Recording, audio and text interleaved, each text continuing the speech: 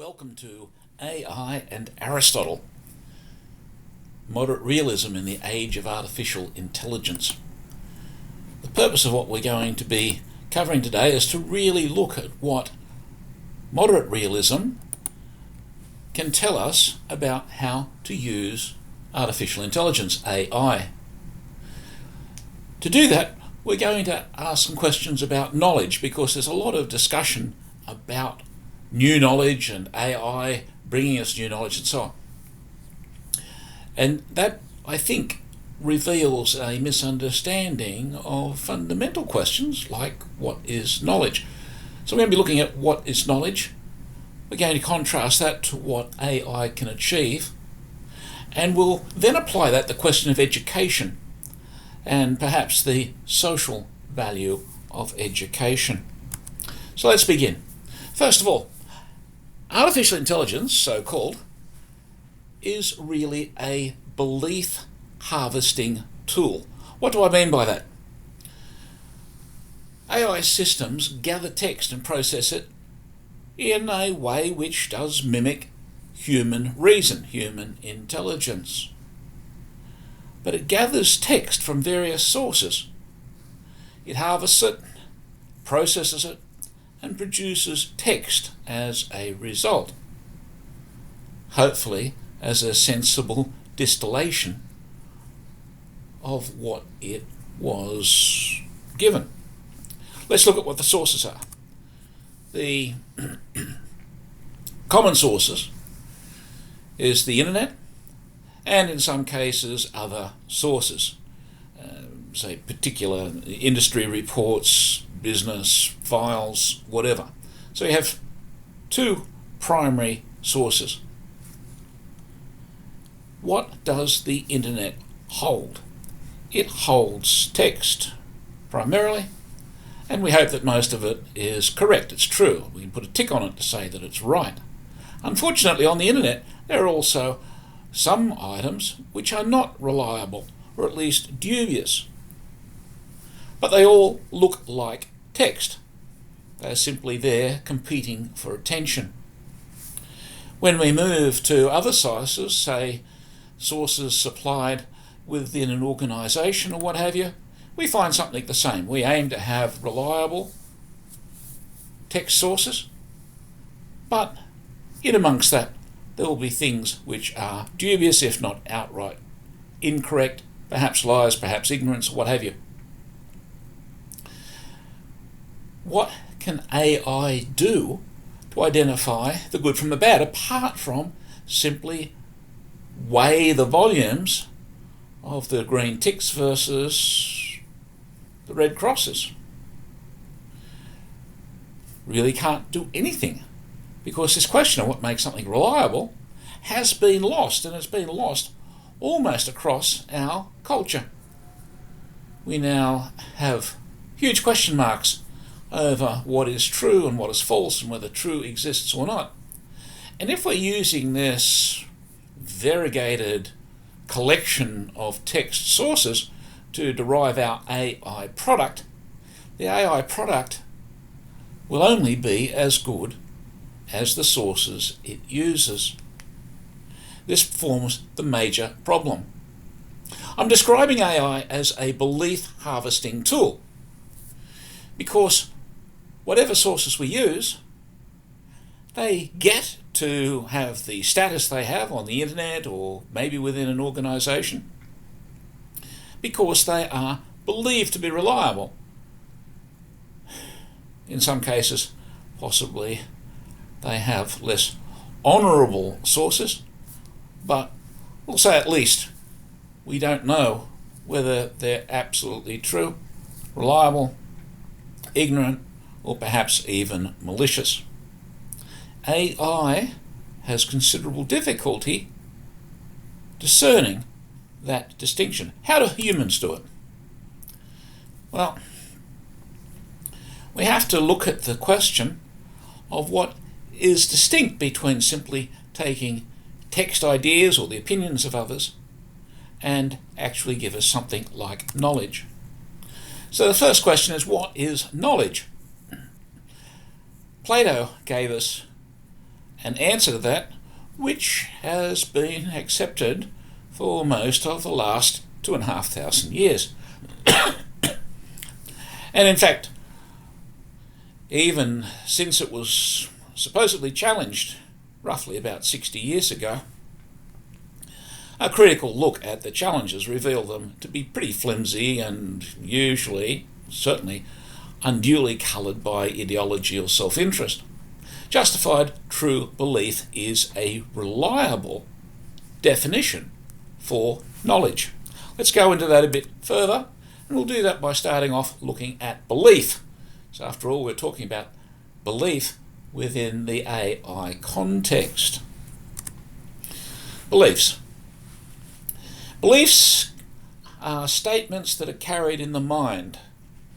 I believe that the United States is a large land mass in the Northern Hemisphere. I may not have visited there. I also believe something about Antarctica, about being in the Southern Hemisphere. I certainly haven't been there. So they're statements carried in the mind. A belief has the curious significance of that they're accepted to be true and they have the capacity to influence action. If I believe that the United States exists, I might be comfortable hopping on an airplane to visit the place. There are two forms of belief, two categories if you like, two standards of belief. There are opinions. Opinions are belief held without adequate proof of their conformity to reality. I might believe that it's snowing at Ayers Rock at the moment. Maybe it is, maybe it isn't. It might be a belief that influences me significantly. I might have a belief that castor oil is very good for me, so that might cause me to drink the stuff daily or whatever. But if castor oil is genuinely good for me, drinking it will help my health. If my belief, my opinion, is merely an opinion and turns out not to be reliable, then nothing good will happen to me. Opinions are common and they're convenient. We like to think of opinions as sound, and we argue over things like political opinions and so on, or maybe our preference for eating rice bubbles rather than cornflakes of a morning. But at the end of the day, we want something more reliable, more robust. And this is the other form of belief known as knowledge. The distinction between opinions and knowledge is dreadfully confused in our culture at present. We go back to the definition of knowledge as justified true beliefs, and so we can see that they're both beliefs, opinions and knowledge, but one is sound, one is reliable. Let's look at comparison between the two of them. In many cases, we're forced to accept opinions because we don't have any other choice. We don't have the resources and we might need to make a decision based on something. Sometimes they can be quite strong, such as political beliefs or what have you. But ultimately they're unreliable. There's a certain psychological overhead with opinions, and that is we like our opinions to actually be knowledge. And we see this every few years when we go to the ballot box to elect a new government. Roughly half of the population think one major party is wonderful and good, that's their opinion, while almost as many people think the other major political party is fine and wonderful, they vote for that. And then you've got a few people that have an opinion different to those two major things. But we like to argue our opinions. We like to assert that they are the correct opinion. Correct, true, good. All these terms are the words that are appropriate for knowledge. And so we have this personal investment in believing our opinions are more than they are. However, human society is made up of different people with different opinions, and so one way or another they need to be subjected to a common umpire, and that is reality, knowledge. So opinions are useful, sometimes they're necessary, but they're not always reliable, and they deserve testing to increase their reliability and effectively turn them into knowledge. Because knowledge is reliable because it is an opinion which in some way has been tested for conformity to reality. It requires work to move from opinions to knowledge.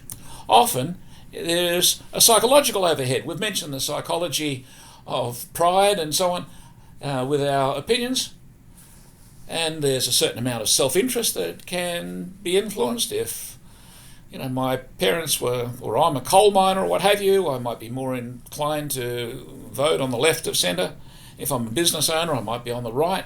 So there's a self-interest dimension there. There is the sense of achievement or importance, pride that comes from asserting one's opinions are something more than they are. But remember, opinions of their nature are unreliable, and so to render them more reliable requires effort, which is not attractive. It also requires humility. I once had an opinion about the health merits of cholesterol that were forced to change as a result of study. It required humility to do that. I could simply say, I am right, you're wrong, regarding my approach to that particular topic, or other topics where through study I've been forced to change my mind. And I think we've all had this experience. In fact, it's the mark of a scholar, or even a mature human being, to have the humility to accept that they could be wrong, and to hope that they're always pursuing something more reliable than their mere opinions. And so there's effort involved. So there's a psychology in there that needs to be taken into account. Knowledge must be a number of things. We've already started by talking about it being a belief. No point in having some statement that you don't believe is true. That cannot be knowledge. I might like to say that the moon is made of green cheese. Well, I don't really believe that. I'm certainly not going to set about to try and extract green cheese from the moon, so my action won't be motivated by it. But that's one of the characteristics. It must be a belief. Knowledge must be a belief. Knowledge must also be consistent with true statements. There's no point in me believing that the United States does not exist if the United States is a large landmass in the Northern Hemisphere. You can't have knowledge of something which is not true. Lastly, not only must it be true, but it must be known to be true with a certain amount of confidence, certain veracity. It must be tested for its veracity.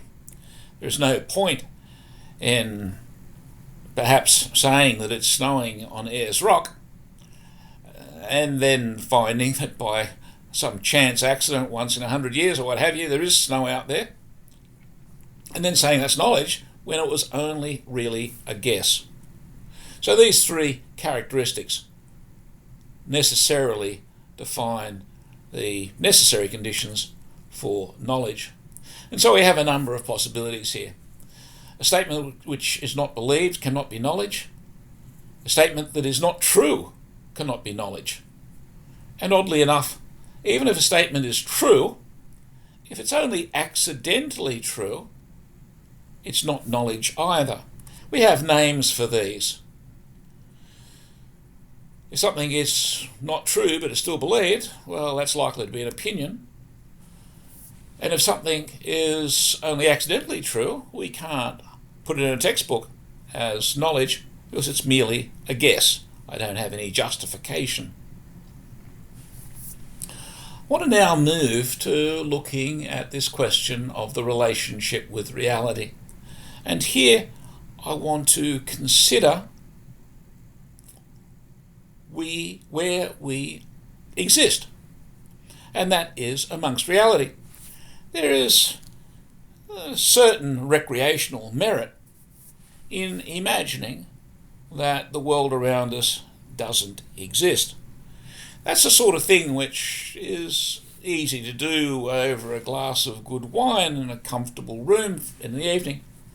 But if you're driving along and a kangaroo jumps out and smashes your car, all of a sudden you realise that regardless of whether you are here or not, the kangaroo exists, the damage to your car exists, and there's no point trying to imagine yourself out of it. Here is an example. I want to take the example of looking through this oval window out on the garden where there's a tree with an apple in it. That's reality.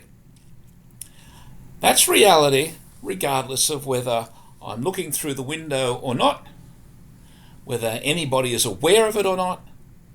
It is simply what is there, what exists. We live in reality. We are part of it.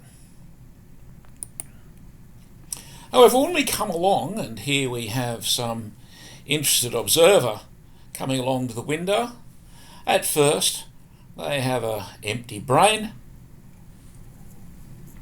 They look out of the window, they see a tree, and from that they perceive the tree through their eyes. They might go out and smell the tree or touch it, taste it. And those perceptions give rise to an abstraction in their mind which consists of something like the statement, the apple is in the tree, or there is an apple in the tree. It might exist in different languages, there might be different symbols that are used, but one way or another there is something of that scene, the apple in the tree, which now exists in the mind of our observer here. The statement, the apple is in the tree, is actually a metaphysical statement. It's a statement of being, a judgment. It's made up of concepts and relationships. And the most fundamental relationship is existence itself. So the tree exists is a metaphysical statement, and our observer first observes the tree, then observes the apple and the relationship between the two.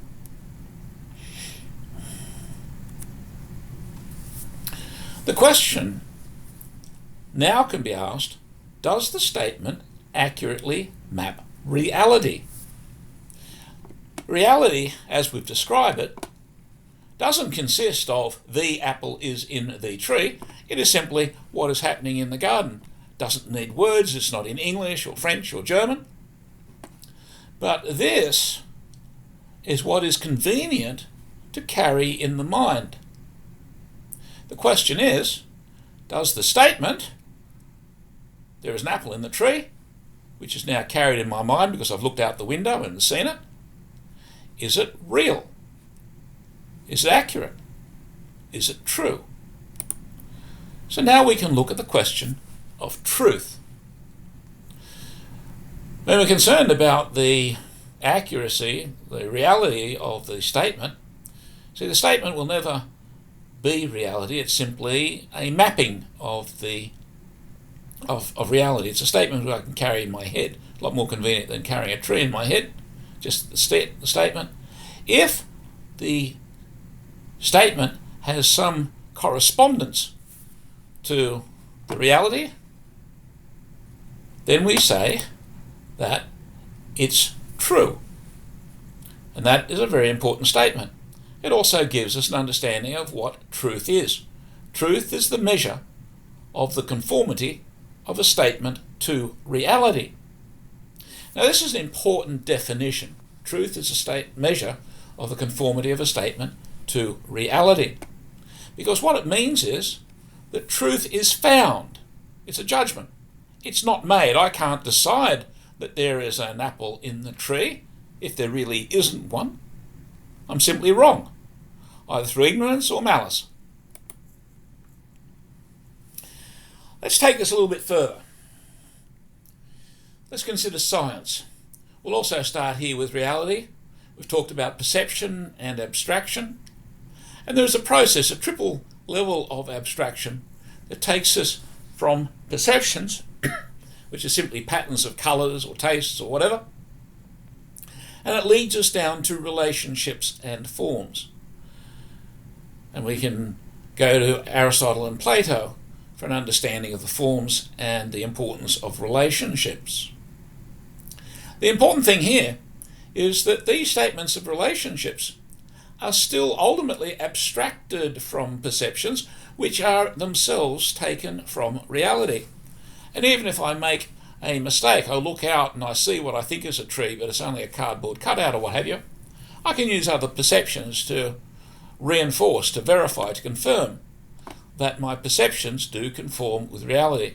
So one way or another, reality now is not only in the perception, right down to seeing a particular tree, understanding what it is to be a tree, and then understanding the tree's relationship maybe to the earth, to its fruit, and so on. Science has been defined, again by Plato, as certain knowledge through cause. Here, cause can mean mainly the origin of a thing's being, but also its impacts on other things. I might cause you to fall asleep by talking to you. So I've had an impact on you. Cause is also objective. Ultimately here, we're talking about the relationship between reality and this certain knowledge. And it exists in the mind as a statement of relationships.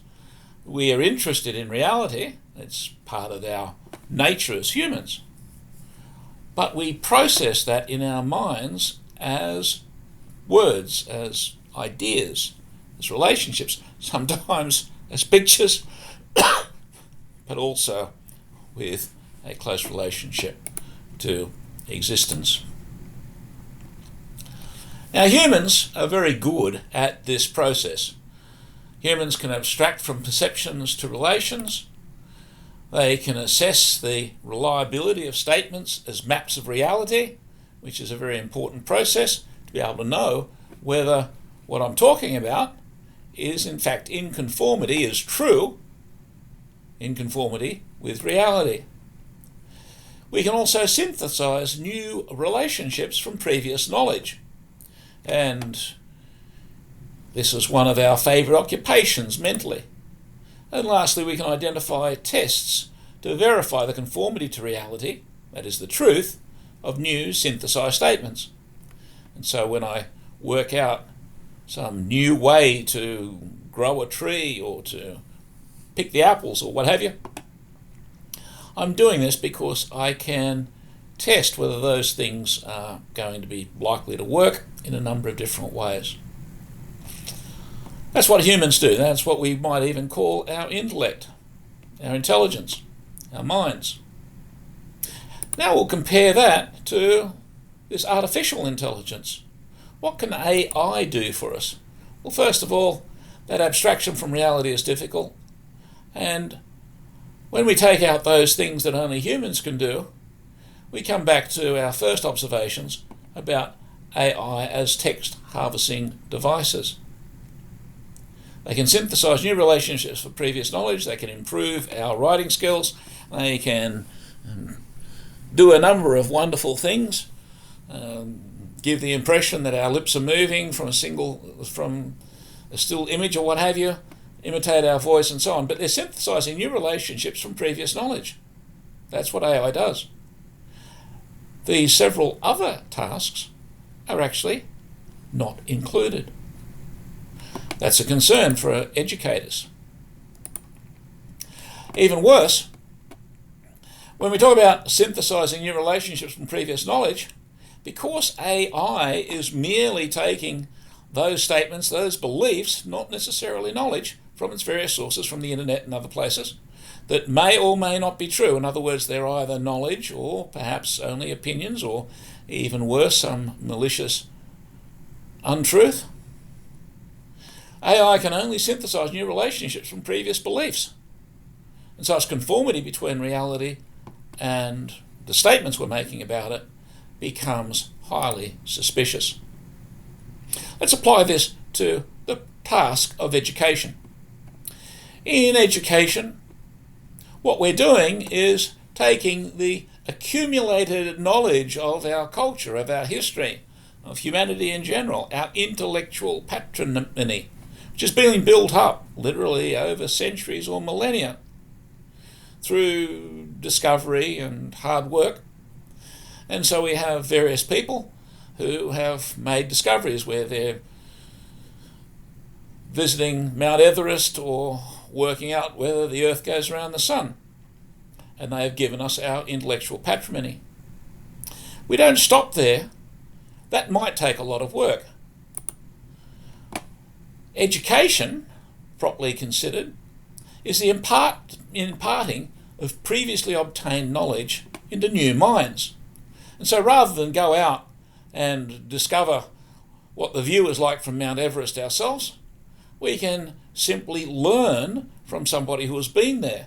We can learn about what happens when you drop a brick on your toe from somebody who's had that experience. We don't have to go through the painful process of discovery ourselves. And so it's far more efficient than discovering individually every fact about reality. In this case, we're looking at how many apples are in the tree. Education is then spreading the civilization's knowledge patrimony to more and more people. And so in our minds, we have these statements being produced, ultimately coming from the reality, which is now able to be communicated from one person to another. That is education. There is an equality involved, and it's got to do with the equality of persons. A true education will mean that everybody that you teach will come away learning the original discovery, way back, wherever it was, recently or in the dim distant past, socially. When we have this process happening, we call it education, and the person who's receiving the knowledge, rather than having to go through the painful process of discovering it themselves, call them a student. When you have people who learn for the purpose of passing on, we call them teachers. And their learning has the distinct title of scholarship, because they use their learning not for their own benefit, not to bring in the cows or build rocket ships, but rather to teach other people who are more likely to use those things more practically. Now, there are a number of hazards in education. First thing is that it must be in conformity with reality. We can't teach things which are not knowledge. We can't teach opinion, we must teach knowledge. We might inform students of common opinions, but we need to qualify them as known to be only opinions. Education is critically tested for quality, in other words, truth. Curiously, humans decide to tell the truth. It is not something that we must do, it is something that we choose. Unfortunately, sometimes humans, ourselves, are inclined to do otherwise, either through bad education, political ideology, conflicts of interest. A number of things can cause us to tell something which is not the truth. However, integrity is critical for education. Going back to AI, while humans decide to tell the truth, AI collects statements. And so AI cannot distinguish between knowledge and opinion, or even knowledge and something malicious. There is an opinion that there aren't natural morals and aren't natural justice. Since we're discussing knowledge and the communication of knowledge and truth and so on, we'll illustrate the natural justice involved in much of our social activity by looking at truth and lying. We know that humans are of equal dignity. We all have 46 chromosomes. We all have a right to be treated as humans. We also know that the mind is made for knowing. You very seldom find anybody, any sane person, who is of the opinion that they want to be taught error. The mind has a hunger for knowledge, for truth. And education is the spreading of truth. We've described that a couple of slides back. When education is done by spreading truth, it respects the dignity of the student, because what it does is it reproduces in the student, who is equal in essential dignity to the teacher, an equality in their mind, and therefore a justice because of that equality which is produced. If we were teaching a dog where we don't have that equality, there might be some justification in communicating to the dog something which is untrue. But we cannot do that with humans. When we make a statement which is not in conformity to what we know to be true ourselves, in other words, we have a true statement in our mind, we choose to communicate to, say, a third person something which is not true, what we are doing is belittling them. We're not treating them with equal dignity to ourselves.